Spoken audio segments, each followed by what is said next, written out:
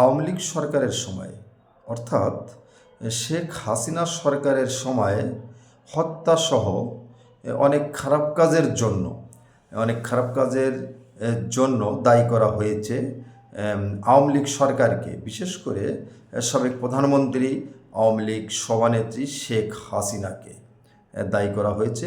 অনেক মামলাও হয়েছে এবং বিচার কাজ চলছে, কয়েকটি বিচারের রায়ও ঘোষণা করা হয়েছে।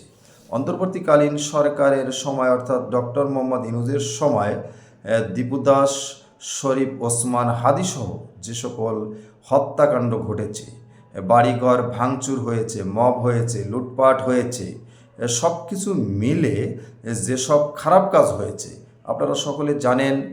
অগণিত নাগরিক, জনগণ, মানুষ আসামি করা হয়েছে বিভিন্ন মামলায়, যাচাই বাছাই না করে দীর্ঘ সময় কারাগারে রয়েছে, জামিন দেওয়া হচ্ছে না।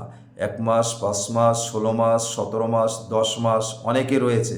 একটা মামলায় জামিন দেওয়া হলে অন্য আরেকটা মামলায় শোন অ্যারেস্ট দেখিয়ে ভিতরে রাখা হয়েছে। তাদের বিচার কাজ এখনও শেষ হয়নি, কিন্তু তারা সাজা ভোগ করছে। অর্থাৎ তারা দোষী না নির্দোষী সেগুলো প্রমাণ হওয়ার আগেই সাজা ভোগ করছে। অপরাধ না নিরপরাধ শেষ হয়নি, কিন্তু সাজা ভোগ করছে।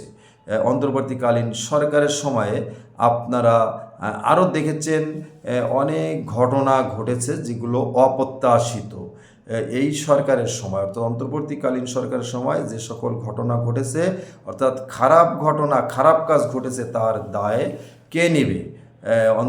বিগত সরকারের খারাপ কাজের জন্য আওয়ামী লীগ সরকার বা তখনকার সাবেক প্রধানমন্ত্রী শেখ হাসিনাকে যদি দায় নিতে হয়, তাহলে অন্তর্বর্তীকালীন সরকারের সময় যে সমস্ত হত্যাকাণ্ড বা খারাপ কাজ হয়েছে তার দায়ে আমরা আশা রাখব অন্তর্বর্তীকালীন সরকার অর্থাৎ ডক্টর মোহাম্মদ ইউনূস সরকারকেই নিতে হবে বা নেওয়া উচিত। 13দশ জাতীয় সংসদ নির্বাচন শেষ হয়েছে এবং আপনারা সকলে জানেন নিরঙ্কুশ সংখ্যাগরিষ্ঠতা অর্জন করেছে বাংলাদেশ জাতীয়তাবাদী দল বিএনপি। যদিও এই নির্বাচনে বাংলাদেশ আওয়ামী লীগের মতো একটি বৃহৎ দলকে অংশগ্রহণ করতে দেওয়া হয়নি। যাই হোক, কয়েক ঘন্টা পরে নতুন সরকার গঠিত হতে যাচ্ছে। নতুন সরকার গঠনের সঙ্গে সঙ্গে ডক্টর মোহাম্মদ ইউনূসের সরকার বিলুপ্ত হয়ে যাবে। আমি আপনাদের কাছে জানতে চাই, তাহলে বর্তমান সরকারের সময় যে সকল খারাপ কাজ হয়েছে, এই সকল খারাপ কাজের দায় কে নেবে? আপনাদের মতামত, চিন্তা ভাবনা কমেন্টসের মাধ্যমে জানাবেন বলে আশা রাখছি। সবাই ভালো থাকবেন। নমস্কার।